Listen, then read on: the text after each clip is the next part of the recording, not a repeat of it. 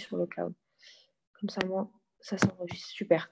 Alors, du coup, donc c'était QCM UE3 sur, il m'a demandé de faire sur la spectro. Donc, j'ai fait un peu de laser et un peu de méthode spectrométrique et sur tout ce qui est solution. Donc, c'est le cours que vous avez en PASS qui regroupe plusieurs cours de PASSES.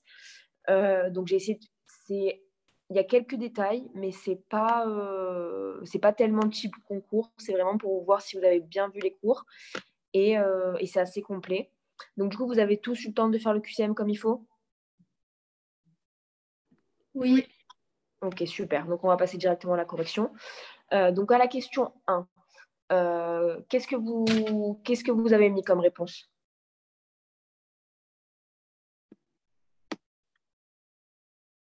Moi, j'ai mis BC. BC. Alors, on va faire item par item. Donc, une solution est un mélange homogène au niveau macromoléculaire de divers composés dans un liquide. Ça, c'est faux. Tout le monde est d'accord parce que c'est moléculaire et pas macromoléculaire. Donc, c'est un petit piège, mais c'est important de comprendre. Ensuite, le rassemblement est lié aux forces intermoléculaires. Ça, c'est vrai. C'est dans le début du cours. C'est une des définitions. Ensuite, la solubilité augmente toujours avec la température. Donc, on m'a dit, il y en a une d'entre vous qui m'a dit qu'elle avait mis ça vrai. Est-ce qu'il y en a beaucoup qui l'ont mis vrai? Ouais, moi j'ai mis vrai aussi. Moi, j'avais mis vrai aussi. Ok, alors c'est faux, c'est un piège parce que c'est pas toujours. Dans le cours, il insiste bien sur le fait que c'est en général. Et c'est important dans ces cours-là, surtout avec ce prof-là, de bien faire la différence entre une généralité et ce qui est toujours vrai. Donc là, c'est le toujours qui fait que c'est faux. Mais c'est vrai que généralement, la solubilité augmente avec la température. Ok? Donc ensuite, pour la D, donc ça, vous avez mis faux, donc c'est bien faux parce que les parenthèses sont inversées. Donc c'est un piège de parenthèse, ça arrive, c'est pour ça que je l'ai mis, en UE3 ça arrive. Et la notion de fraction molaire est dépendante de la pression, par exemple. Donc la notion de fraction molaire est indépendante des autres paramètres et surtout de la pression, parce que du coup la pression, ça n'a rien à voir là-dedans.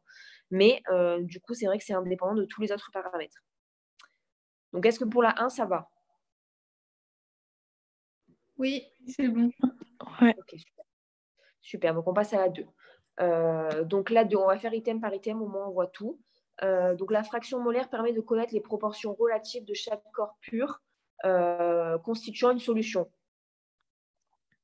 Donc ça, c'était vrai. C'est la définition texto du cours. Ensuite, la fraction molaire s'exprime en kilogrammes par mètre cube. Qu'est-ce que vous avez mis? C'est faux, elle n'a pas d'unité. Elle n'a pas d'unité. Donc ça, c'est un piège qui arrive en UE3. Il va vous faire croire que quelque chose existe en mettant quelque chose avec des détails, par exemple la kilogramme par mètre cube, alors qu'en fait, il n'y a pas d'unité tout court. C'est parce que vous pouvez vous dire peut-être que c'est kilogramme par mètre carré ou autre. Non, là, il n'y a pas d'unité. Ensuite, si on considère une solution suffisamment diluée, forte quantité de soluté, les concentrations molaires et molales sont confondues. Vrai ou faux? C'est faux. C'est faux, parce que du coup, ce n'est pas forte quantité de soluté. Pardon. Est-ce que c'est clair? Quand c'est dilué, il y a une faible quantité de soluté. Donc, une osmole contient un nombre d'entités cinétiques égal au nombre d'Avogadro Na. Donc, ça, c'est vrai. Et la théorie d'Arrhenius s'applique aux électrolytes. Donc, ça, qu'est-ce que vous avez mis? Vous avez mis vrai ou faux? C'est faux. C'est faux, pourquoi? C'est pas assez justifié. Enfin, Ouais, c'est pas tous les électrolytes. Il me semble que c'est électrolytes faibles, si je ne me trompe pas. C'est ce que j'avais noté dans la correction. Donc, c'est électrolytes faibles. Donc là, on pourrait se dire que c'est vrai parce que ça concerne les électrolytes, mais non, ce n'est pas assez précis. Donc, il faut vraiment être pointilleux. Est-ce qu'il y a des questions sur la question 2? Non, ça va? Donc, on va passer à la 3. Donc, l'osmolarité peut être inférieure à la molarité. Vrai ou faux? C'est faux, non? C'est supérieur ou égal, non? Supérieur ou égal. Ça, c'est important de le connaître. La théorie de Fick est théorique. Ça, c'est vrai. Parce que dans le cours, vous avez une partie expérimentale où on vous montre la dilution d'un colorant dans une solution. Et par la suite est énoncée la théorie de Fick. Et la théorie de Fick, on dit que c'est l'aspect théorique de l'expérimentation qu'on a fait précédemment. Donc ça, c'était vrai. Selon Fick, le débit de diffusion est proportionnel au gradient de concentration. Juste sur l'écran, on ne voit pas la question. Ah, alors attendez. Je vais vous mettre la suite. Hop, hop. Photo, hop. Alors, je vous le mets de suite. C'est que... C'est bon, vous voyez? Oui. Alors, attendez, c'était pas... Hop, hop, hop. Hop, normalement, là, c'est bon. C'est bon? Oui. Oui, c'est bon. Super. Donc, du coup, pour la C, vrai ou faux? Selon le Fick, le débit de diffusion est proportionnel au gradient de concentration. Vrai. Vrai, texto du cours. Le coefficient de diffusion est exprimé en centimètres cubes par seconde. Faux. Non, c'est pas... Il y a un carré quelque part, mais je sais plus où. C'est centimètres carrés et pas centimètres cubes. Donc ça, c'est un piège qui peut tomber encore une fois. Ensuite, le mouvement brownien caractérise le mouvement des molécules dû à l'agitation mécanique. C'est pas mécanique. C'est thermique. Donc ça, c'est important de savoir parce qu'il y a différentes agitations. Et dans la précipitation, quand on vient à QCM, on peut se dire que c'est pareil, mais c'est totalement différent. Donc là, c'était agitation thermique, ce qui rendait l'item faux. Donc, est-ce qu'il y a des questions sur celle-ci? Non, c'est bon. Donc, on passe à la question 4. Donc, si le flux est conservatif, le débit de diffusion est constant. Qu'est-ce que vous en pensez?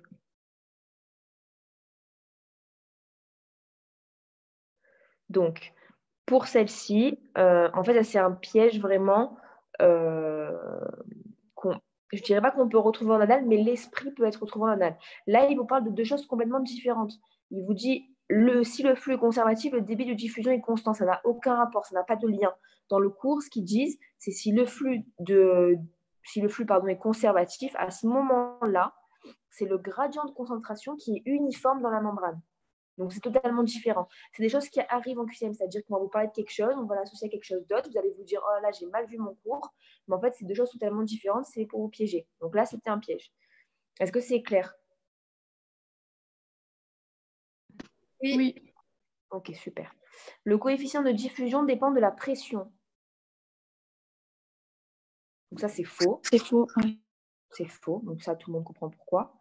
Les molécules plus grosses diffusent moins rapidement. Ça, c'est faux, c'est l'inverse. Tout le monde est d'accord?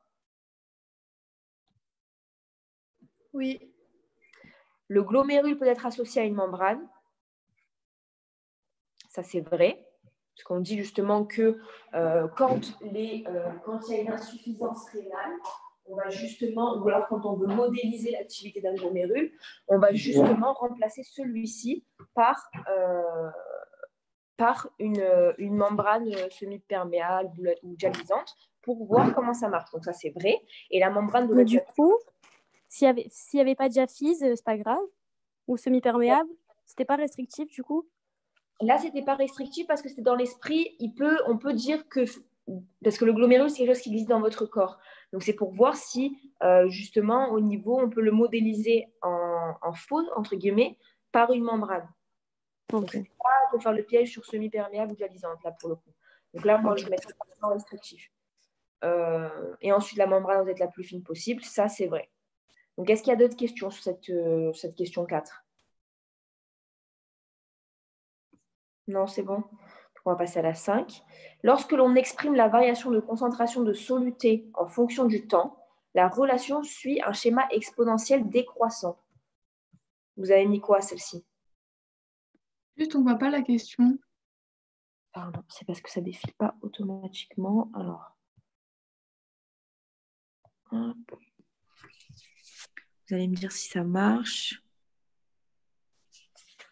Est-ce que c'est bon là? Ouais, c'est bon. Ok, super. Donc, du coup, pour la A, est-ce que vous mettez vrai ou est-ce que vous mettez faux? C'est vrai. C'est vrai.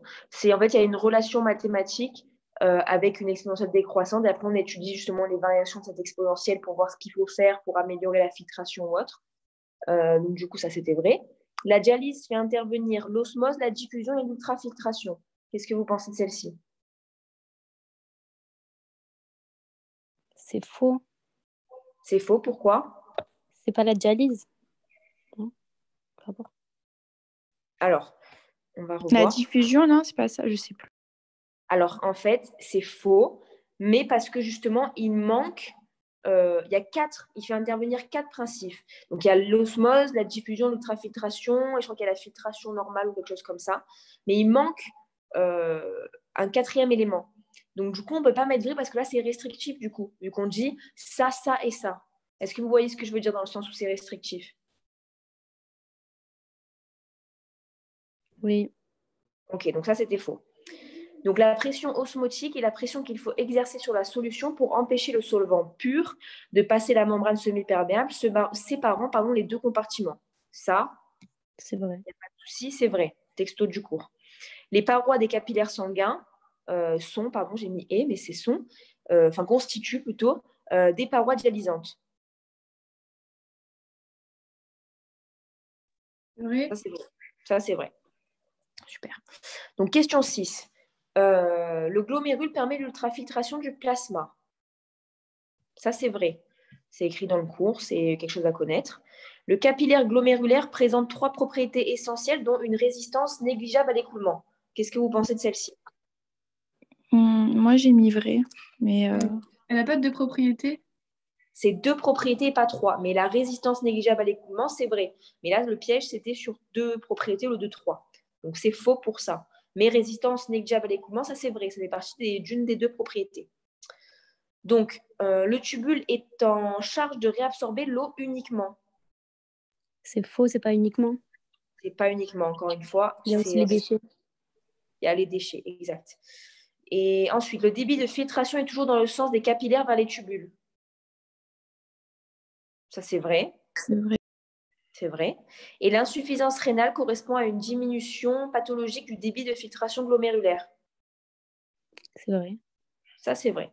Donc ça, c'est des petites phrases c'est un peu plus intéressant parce que du coup, ça vous met dans le réel quand on parle vraiment de ce qu'il y a dans le corps, etc. Mais c'est à connaître parce que ça peut tomber en anal. Donc, je vais vous afficher la question 7. Non, c'est pas celle-ci. Non, hop. Normalement, c'est celle-ci. Voilà. Dites-moi si vous voyez la question 7. C'est affiché? Oui.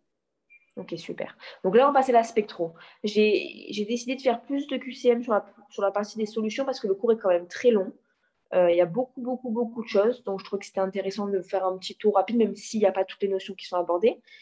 Et là, du coup, en spectro, donc item A, en spectrométrie optique, on étudie les UV, les micro-ondes et les infrarouges. C'est faux. Non, c'est pas les micro-ondes. Vous dites que c'est faux?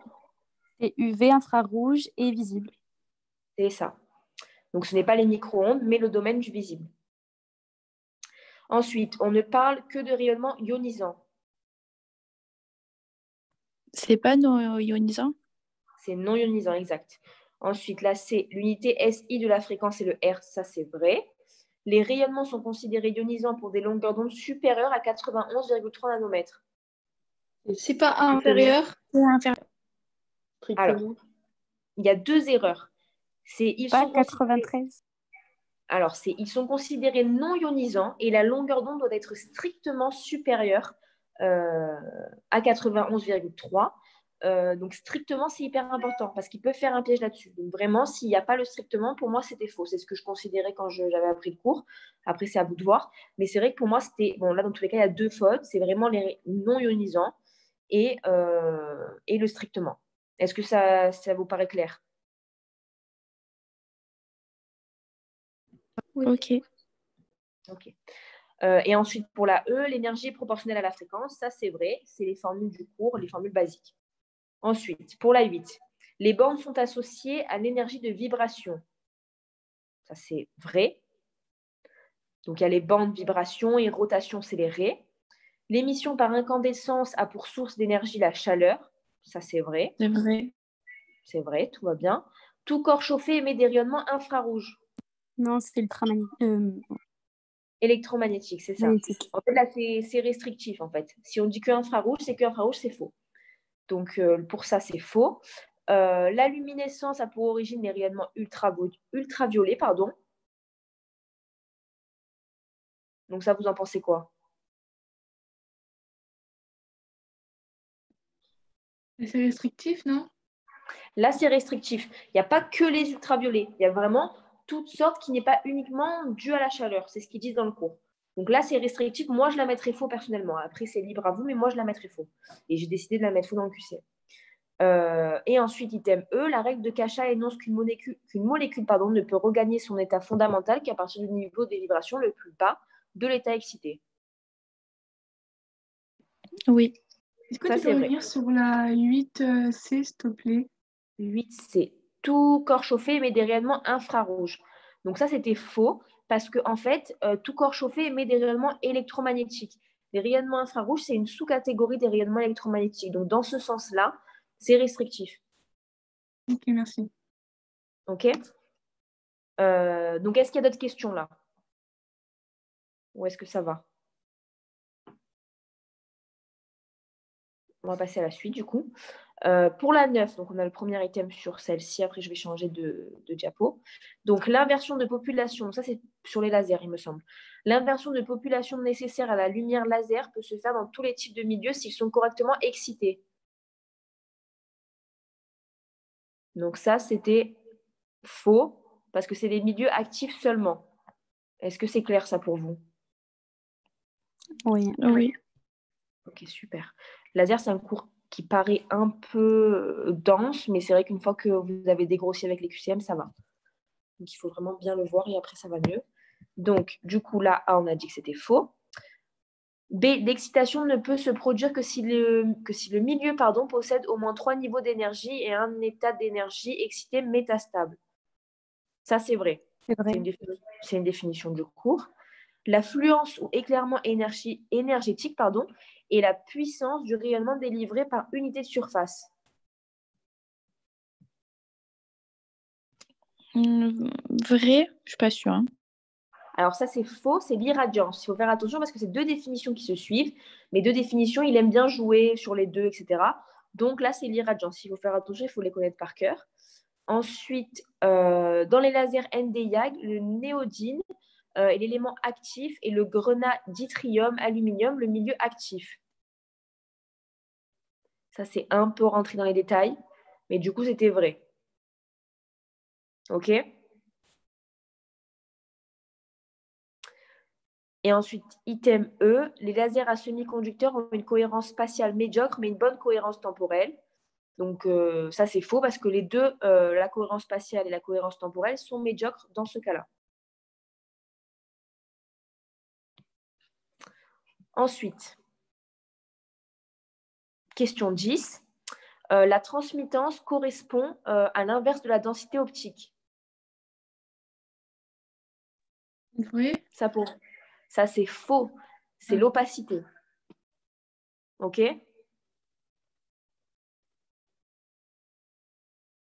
Ok. L'oxymétrie de pouls permet de mesurer de manière non invasive la saturation artérielle en oxygène SaO2. Donc ça, c'est faux. C'est une définition du cours. Ça, il me semble que c'était faux. Le flux sanguin pulsatile est obtenu par la répétition des systoles. Ça, pour vous, c'est vrai ou c'est faux? C'est vrai. Ça, c'est vrai. Encore une fois, une définition du cours. Le ratio R permet, via une calibration empirique, de retrouver la valeur de la SaO2. Ça, c'est faux. C'est la SpO2. Donc ça, c'est un petit piège, encore une fois. Et pour finir, la présence de carboxyhémoglobine dans le sang entraîne une sous-estimation de la SpO2. Et là, c'est vrai ou c'est faux?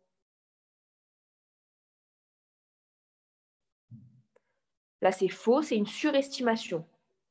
Donc bon, ça, c'est des petits détails. C'est vrai que ce cours, il n'est pas très long.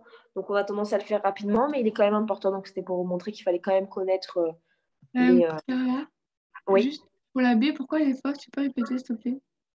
Alors, l'oxymétrie de pouls permet de mesurer de manière non invasive la saturation artérielle en oxygène SaO2. Alors ça, il me semble que c'est une définition du cours. Je vais quand même vérifier. Mais il me semble que c'est SPO2. Alors, pour ne pas dire de bêtises, je vais vérifier directement. Au moins, on a le cœur net. Mais quand je l'ai vu tout à l'heure, enfin, quand j'ai fait le QCM, c'était ça. Donc, je vais vérifier avec vous. Hop. C'est quoi? Je n'ai pas entendu. C'est SPO2. Voilà, c'est SPO2. Je vais quand même vérifier. Comme ça, au moins, on est sûr. Hop.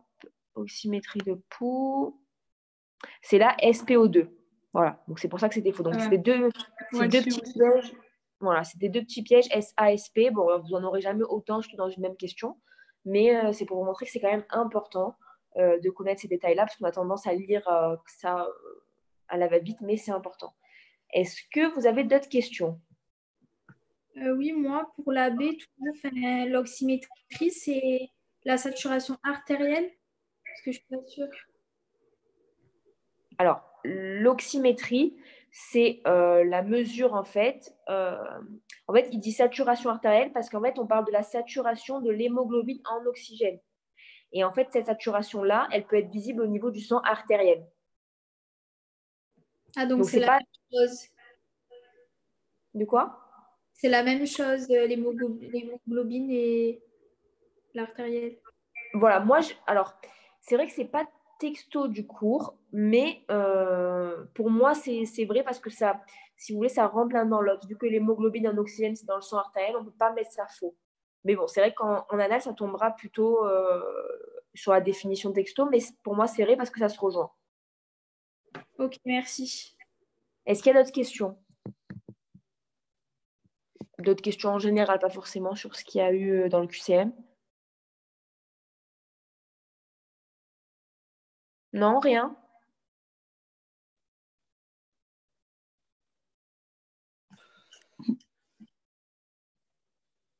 Non, c'est bon, personne n'a dit? Moi, non. Non, ça va? Alors, Non, merci. Si personne n'a de questions, du coup, on a fini. Donc voilà, là, c'était un petit QCM, comme je vous ai dit. Pas forcément type anal, parce qu'on n'est pas encore au type anal sur le terme de l'année. Mais voilà, c'est intéressant quand même de se faire des QCM comme ça pour voir si vraiment toutes les parties du cours sont assimilées.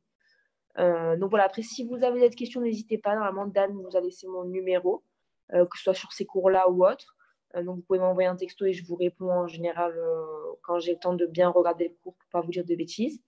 Et voilà, écoutez, s'il n'y a pas de questions, on a terminé. Super, merci. Merci à vous. Bon Merci. courage. Merci.